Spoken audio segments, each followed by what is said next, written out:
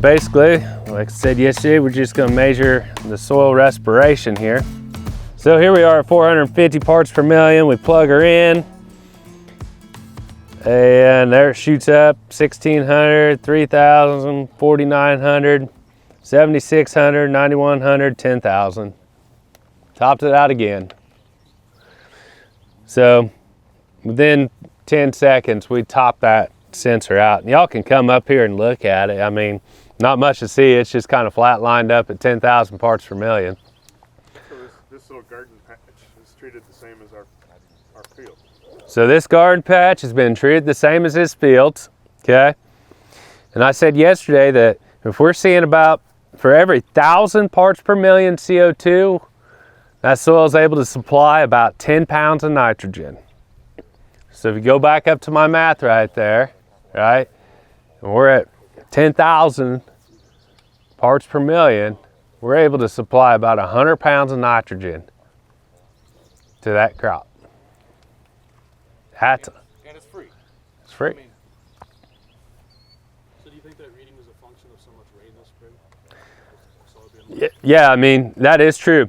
So I was doing this out in Kansas on some dry land acres. There's pretty sandy soils after wheat harvest a couple years ago.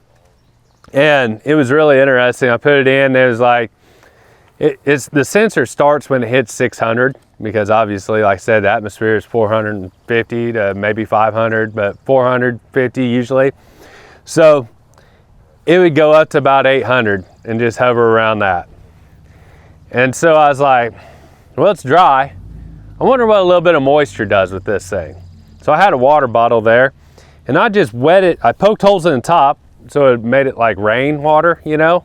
And I just wet it down about a 12-inch area around that tube. So a 16-ounce water bottle in a 12-inch area on some sandy loam soils went in about that much. It actually increased the respiration by about another 250 parts per million, which was really interesting to me, because we talk about these microbes in the soil communicate and they talk. So that water wasn't going down 6 inches, but yet I had microbial activity respiration increase at 6 inches from less than a 1/4 inch of infiltration. That's huge. Same side of that, with the amount of rain we've had, I thought it would pull the curve the other way too, right?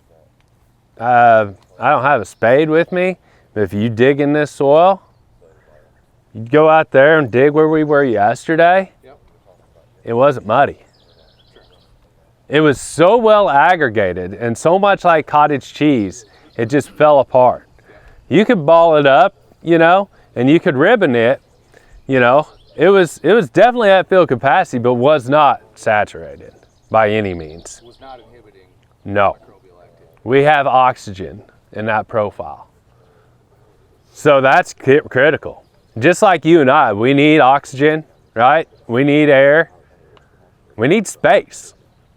Think about this. There's how many of us here, Mark? 70? 75? Okay. If I said that we had to go up on that porch and we all had to cram in between two of those pillars, and we all had to cram in there, how comfortable would we be? How would we be able to function in that type of an environment? We wouldn't. We'd be all like this. As Russell said, hands up, you know, hands in your own pockets, whatever. We'd be over the 1,000,000 pounds an acre that he was talking about. Well, yeah. So we'd be all right there. We wouldn't be able to function. We wouldn't be able to move. So think about your soils. If your soils don't have that porosity in there, that aggregation, don't have that cottage cheese look, how are these microbes in that soil going to be able to move and actually function, right? So you want to have good aggregation, good porosity. We want to have those areas in that soil for water to infiltrate, because that water's got to fill up those pore spaces. But we want stable aggregates, so when the water does fill it up, it just doesn't collapse and explode out and fill up those pore spaces with soil, right? So we want those channels to stay open. And then we want the water to go through the profile, and we want that pore space to open back up so we have oxygen now. And then inside of all these little macro, and then you take this and you grind it down to you can barely fill whatever's left in your finger, and that's a micro aggregate. Really, really, really small.